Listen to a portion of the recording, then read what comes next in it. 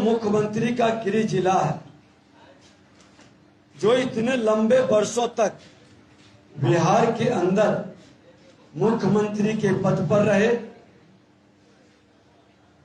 अपराध और भ्रष्टाचार के मामले में जीरो टॉलरेंस की बात करते रहे, लेकिन अपने जिला को न अपराध से मुक्त कर सके न भ्रष्टाचार से मुक्त कर सके।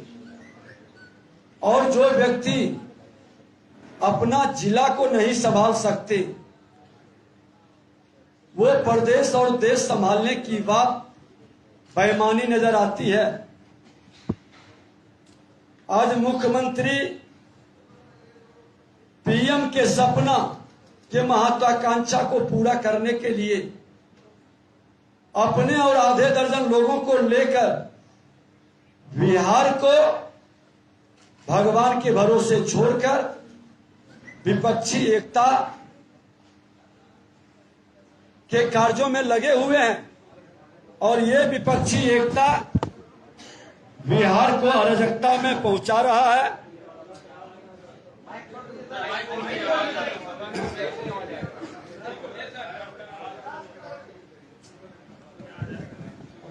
बिहार को अराजकता में पहुंचा रहा है। बिहार के पूर्व प्रधानमंत्री मनमोहन सिंह के राह पर आपका पहचान होने लगा है। और आप जिस तरह के खेल कर रहे हैं, बूढ़े की हत्या, बच्चे की हत्या, लाठी से पीट पीट कर महिला की हत्या, और हद तो तब हो गई है कि जो न्याय मांगने जाता है, थाना उसका केस नहीं लेता है, धमका कर लौटा देता है, और केस बड़ी व्यवस्था में लेता है प्रतिपक्ष के दबाव में। तो जो रंगदारी कर रहा है, जो हत्या कर रहा है, वो बालू माफिया, दारू माफिया और जमीन माफिया के इशारे पर काउंटर केस करवा करके उसको भी तंग और तबाह कर रहा है। ये बिहार के अंदर के हर थाने की घटना है, कोई समीक्षा करने वाला नहीं। बिहार के डीजीपी आज लाचार और बेबस क्यों है, ये जवाब देना पड़ेगा। एक साल से विशेषाधिकार कमेटी की बैठक क्यों नहीं हुई? विधानसभा अध्यक्ष सरकार और ट्रेजरी बेंच के इशारे पर चलते हैं, क्यों डरे सहमे है? लेकिन सत्ता बदलेगी, उसका भी न्याय करेंगे। विधायिका को अपमानित नहीं होने देंगे और लोकतंत्र को लाठी तंत्र में बदलने नहीं देंगे। आज बिहार के अंदर जो वातावरण और स्थिति बना हुआ है, कल हम जियर गांव गए थे, रजनीश कुमार की हत्या, नालंदा जिला मुख्यमंत्री का गृह जिला है। वहीं पर करण बीघा में बूढ़ी महिला और बच्चे की हत्या, नूरसराय के प्रहलाद नगर में किशोर चौधरी की हत्या, काको बीघा में नीतीश यादव उर्फ टेनी यादव की हत्या, खुदागंज सिद्धुआ में चंद्रशेखर यादव का घूस लेते गिरफ्तारी। ये नालंदा जिला जो मुख्यमंत्री का गृह जिला है, जो इतने लंबे वर्षों तक बिहार के अंदर मुख्यमंत्री के पद पर रहे, अपराध और भ्रष्टाचार के मामले में जीरो टॉलरेंस की बात करते रहे, लेकिन अपने जिला को न अपराध से मुक्त कर सके न भ्रष्टाचार से मुक्त कर सके। और जो व्यक्ति अपना जिला को नहीं संभाल सकते, वो प्रदेश और देश संभालने की बात बेईमानी नजर आती है। आज मुख्यमंत्री पीएम के सपना के महत्वाकांक्षा को पूरा करने के लिए अपने और आधे दर्जन लोगों को लेकर बिहार को भगवान के भरोसे छोड़कर विपक्षी एकता के कार्यों में लगे हुए हैं। और ये विपक्षी एकता बिहार को अराजकता में पहुंचा रहा है।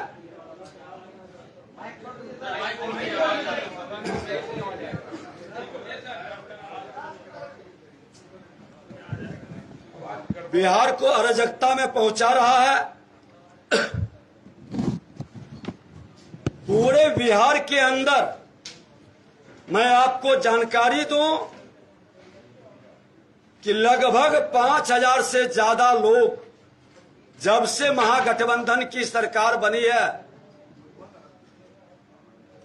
ये हत्या और अपराधियों के गोली का शिकार हो गया। और इसमें ज्यादातर हत्याएं दारू माफिया, बालू माफिया और जमीन माफिया के कारण हुआ है। और प्रशासन में बैठा हुआ भ्रष्टाचारियों की एक जमात इस तीनों माफिया से मिलकर के समाज के अंदर एक भय का वातावरण बना रहा है। बिहार शरीफ के अंदर दारू माफिया ने जिस तरह से रजनीश कुमार का जीयर गांव में हाथ काटा, पैर काटा, फिर गर्दन काट लिया, और एक अजब चीज देखने को मिला कि दारुओं के अपने वो बोतल में भर करके तार के गाछ पर डाल दिया। लोगों ने दिखाया फोटो, हमने डीएसपी से बात किया। हत्या, इतना निर्मम हत्या के बाद एसपी स्थल पर नहीं पहुंचे। उसी तरह से प्रहलाद नगर में किशोर चौधरी के खेत में लोग जानवर घुसा देते थे, दलित समुदाय से थे, मना किया तो पीट पीट कर मार दिया। 4 दिन तक केस नहीं लिया। जब भाजपा के सामाजिक कार्यकर्ता आंदोलन शुरू किया तो केस लिया। 1 तारीख को हत्या हुआ। आज 15 दिन से ऊपर हो चुका, किसी की गिरफ्तारी नहीं हुई। सरकार में बैठे मंत्री का आरोप लगा रहा है कि उनके दबाव में किसी की गिरफ्तारी नहीं हो रही। मुख्यमंत्री जी, आपके जिले का ये हाल है और यही हाल पूरे बिहार के हर जिले का है। अरे हद तो तब हो गई कि लोकतंत्र की धरती वैशाली में एक मंदिर के पुजारी को पीट पीट कर हत्या कर दिया। वो मंदिर में बाजा बजा रहे थे भजन का। आप जिस गठबंधन में गए, यही घटना महाराष्ट्र में घटी तो मुख्यमंत्री इमीडिएट पहुंचा, लेकिन आपको संज्ञान लेने की जरूरत नहीं है। और उस वैशाली की धरती से उप मुख्यमंत्री आते हैं, वो तो सोने के चम्मच लेकर जन्म लिए हैं। और आप मुख्यमंत्री जी पूर्व प्रधानमंत्री मनमोहन सिंह की भूमिका में आ गए हैं। उप मुख्यमंत्री तेजस्वी यादव और आपके बड़े भाई श्रीमान लालू प्रसाद यादव जो कहेंगे रबर स्टाम्प के तरह आप उसका पालन करेंगे। बिहार के पूर्व प्रधानमंत्री मनमोहन सिंह के राह पर आपका पहचान होने लगा है। और आप जिस तरह के खेल कर रहे हैं, बूढ़े की हत्या, बच्चे की हत्या, लाठी से पीट पीट कर महिला की हत्या, और हद तो तब हो गई है कि जो न्याय मांगने जाता है थाना उसका केस नहीं लेता है, धमका कर लौटा देता है। और केस बड़ी व्यवस्था में लेता है प्रतिपक्ष के दबाव में। तो जो रंगदारी कर रहा है, जो हत्या कर रहा है, वो बालू माफिया, दारू माफिया और जमीन माफिया के इशारे पर काउंटर केस करवा करके उसको भी तंग और तबाह कर रहा है। ये बिहार के अंदर के हर थाने की घटना है, कोई समीक्षा करने वाला नहीं। बिहार के डीजीपी आज लाचार और बेबस क्यों है, ये जवाब देना पड़ेगा। आज बिहार के अंदर किस तरह से शिक्षकों पर, अभ्यर्थियों पर, किसानों पर, आशा, आंगनबाड़ी, कृषि सलाहकार, वित्त रहित, ये जो भी अपनी मांग को लेकर के लोकतांत्रिक ढंग से आवाज उठाता है, लाठियों की बौछार क्यों होती है? क्या ये लोकतंत्र बिहार में समाप्त हो गया? ये लाठी तंत्र, लाठी में तेल पिलाने वाले लोग की शासन के बाद मुख्यमंत्री जी आप उसके इशारे पर इस लोकतंत्र की धरती को इतना रक्त रंजित क्यों कर रहे हैं? आपको जवाब देना होगा। आप जिस मानसिकता से काम कर रहे हैं, ये मानसिकता कहीं न कहीं हमारे समाज के अंदर सामाजिक समरसता को ही नहीं तोड़ रहा, विकास को भी रोक रहा है। आपके अवसरवाद की राजनीति आज बिहार के प्रतिष्ठा और गरिमा को गिराया है। बिहार के मुख्यमंत्री, आप वही मुख्यमंत्री नीतीश कुमार हैं जो नालंदा विश्वविद्यालय और विक्रमशिला विश्वविद्यालय पर बड़े गर्व से बोलते थे, सांस्कृतिक विरासत को बचाने का बड़ा नारा देते थे। लेकिन आप जिस बख्तियार खिलजी ने हमारे शैक्षणिक सांस्कृतिक विरासत को तहस नहस किया, जलाकर राख किया, उस बख्तियार खिलजी के नाम से बख्तियारपुर का नाम बदलने से भी आप डरते हैं, क्योंकि आप तुष्टीकरण की राजनीति करने वाले लोग वोट को लेकर के अपनी विरासत का भी अपमान कर रहे हैं, अपने बिहार के जनादेश का भी अपमान कर रहे हैं। आज जिस तरह से आप जो माहौल खड़ा कर रहे हैं, ये माहौल कहीं न कहीं आपके विश्वसनीयता को घटा रहा है। और जिस तरह से आपने भारतीय जनता पार्टी के विधानसभा मार्च शांतिपूर्ण ढंग से लाठियों की बौछार किए और हमारे एक कार्यकर्ता शहीद हुआ, कई लोग आज ब्रेन में लाठी लगी है, अस्पताल के अंदर भर्ती है। हम लोगों ने, पार्टी ने, सब लोग मिलकर के निर्णय लिए है कि हमारा विधायकों का, प्रमुख नेताओं का टीम जाकर के हम लोग उसको देखेंगे ही नहीं, उसके परिवार से मिलकर के लोकतंत्र की रक्षा के लिए जो आज अपना लहू बहाया है, ये बिहार के अंदर फिर से इस जंगल राज के पुरोधा, जिसको मुख्यमंत्री जनता राज कह के गुंडा राज में तब्दील कर रहा है, इसके रक्षा के लिए उस परिवार और उस गांव से कहेंगे कि एक नए जन आंदोलन के लिए आने वाला भावी पीढ़ी को शांति से उसके विकास और सुरक्षा के लिए सबको बिहार में खड़ा होना है। ये अभियान कल गणतंत्र की धरती वैशाली से शुरू करेंगे।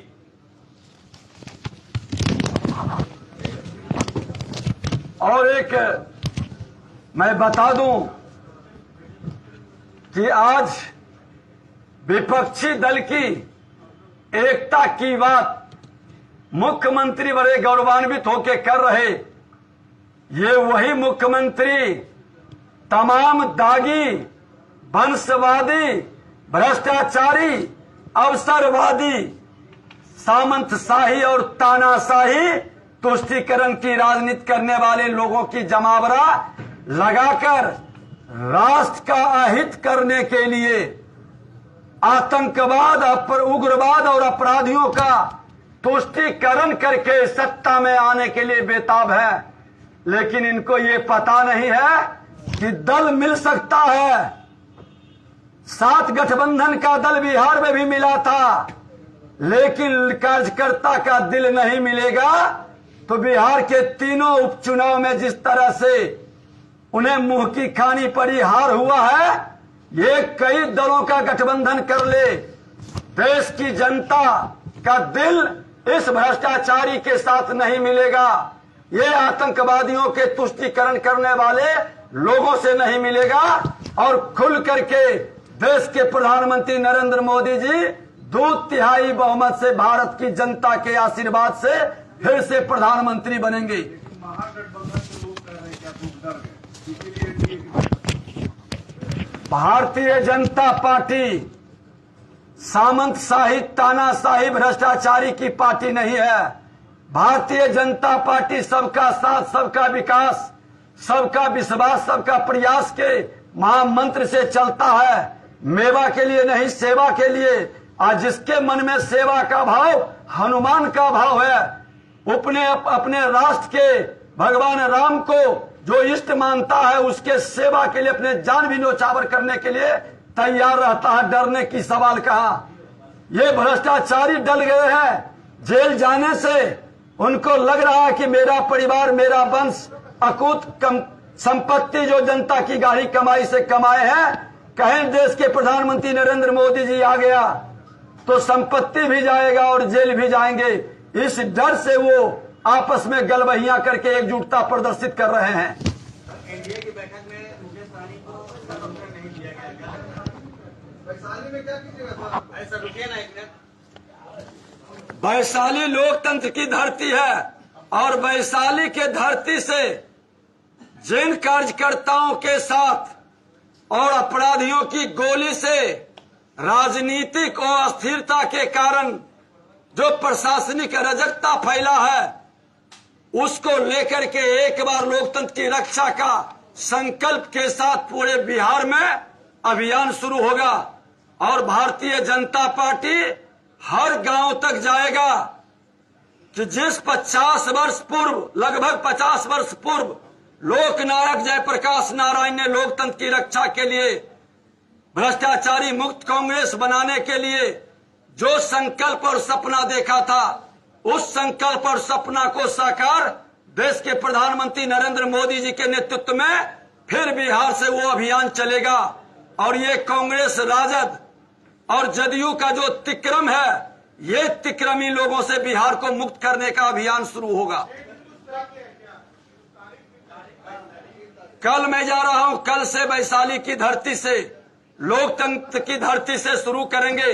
अपने घायल कार्यकर्ताओं से भी मिलेंगे। मंदिर के पुजारी का जिस तरह से हत्या किया गया है पीट पीट कर, उनसे भी मिलेंगे। मुकेश सहनी को निमंत्रण नहीं दिया गया, एनडीए से क्या लगता है? भारतीय जनता पार्टी जो भी राष्ट्रवाद के पथ पर चलने वाला, सबका साथ सबका विकास है, उन सब का स्वागत करेंगे और वो सब एनडीए के पार्ट बनेंगे तो उनका अभिनंदन होगा।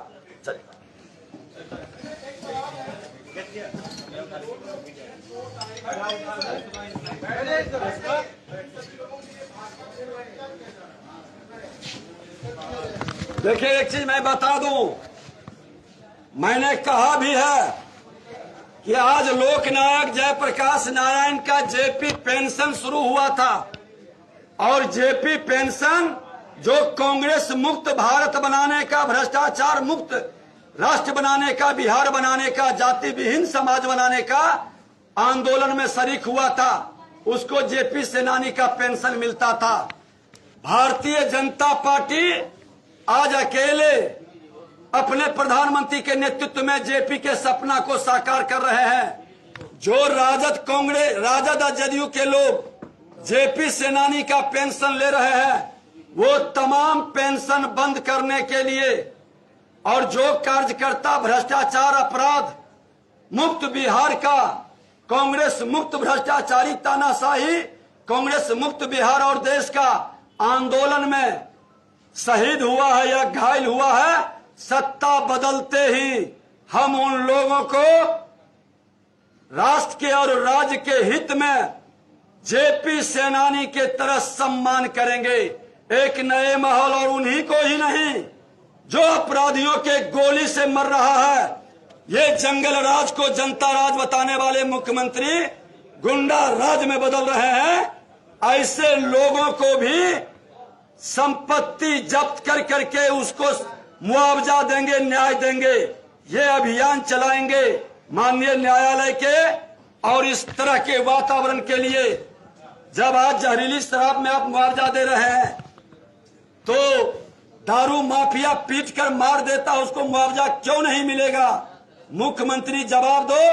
गृह विभाग आपके जिम्मे है, सुरक्षा करना आपकी जिम्मेवारी है। निर्दोष लोग, अपराधियों की गोली से मारा जाता है और आप उसको मुआवजा क्यों नहीं देते हैं? इस पर जवाब देना चाहिए। 5000 से ज्यादा लोग की मृत्यु इधर मात्र महागठबंधन सरकार के अंदर हुआ है। इसकी जांच उच्च स्तरीय कराए, न्यायिक जांच कराए और ये रिपोर्ट सार्वजनिक करे कि जिम्मेवारी किसकी होती है। जो बिहार के गृह मंत्री और बिहार के सुरक्षा देने की जिसकी जिम्मेवारी है, उस पदाधिकारी पर भी क्या कार्रवाई हुई।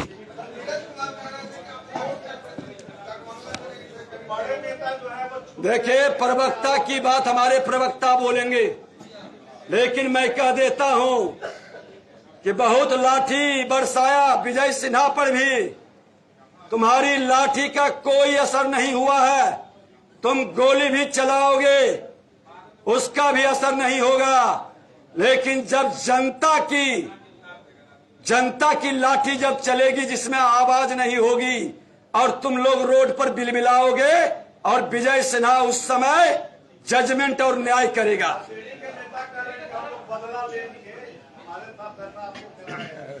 मैं बता दूं कि ये बदले की भाव से जीने वाले लोग अपराधियों की जामात को संरक्षित करते हैं। विधानसभा के अंदर लाठी चार्ज किया था, वह लाठी चार्ज किसके इशारे पर हुआ था, गृह विभाग किसके जिम्मे था, पूरा बिहार जानता है। लेकिन वही राजद के लोग जो आज विधानसभा अध्यक्ष बने हैं, और एक मंत्री माननीय ललित यादव जी, संजोग से विशेषाधिकार हनन का हमने नोटिस दिया था, बैठे थे, हमने कहा था, आप दोनों आए थे, कल जोड़ के कहा था कि विशेषाधिकार को स्वीकार करें और न्याय दें। विधानसभा अध्यक्ष के नाते एक भारतीय जनता पार्टी का कार्यकर्ता इमीडिएट डीजीपी को बुलाया, मुख्य सचिव को बुलाया, संज्ञान लिया, स्पेशल कमेटी गठित किया, आचार समिति को सुपुर्द किया। 2 लोग सस्पेंड हुए, एक्शन दिखाई पड़ा। विधायकों को अपमान करने वाले को हमने कहा कि उस पर कार्रवाई होगी। लेकिन आज नेता प्रतिपक्ष को विधानसभा जाने से रोक लिया, हमारे सांसद को लाठियों से उनका सर फाड़ दिया, कई विधायकों का, कई कार्यकर्ताओं का। है हिम्मत सत्ता और कुर्सी के लिए, मेवा खाने के लिए गुलामी करने वाले, बंधुआ मजदूर के तरह जीने वाले इन लोगों की ताकत नहीं है विधायिका का सम्मान करने का। 1 साल से विशेषाधिकार कमेटी की बैठक क्यों नहीं हुई? विधानसभा अध्यक्ष सरकार और ट्रेजरी बेंच के इशारे पर चलते हैं, क्यों डरे सहमे है? लेकिन सत्ता बदलेगी, उसका भी न्याय करेंगे। विधायिका को अपमानित नहीं होने देंगे और लोकतंत्र को लाठी तंत्र में बदलने नहीं देंगे।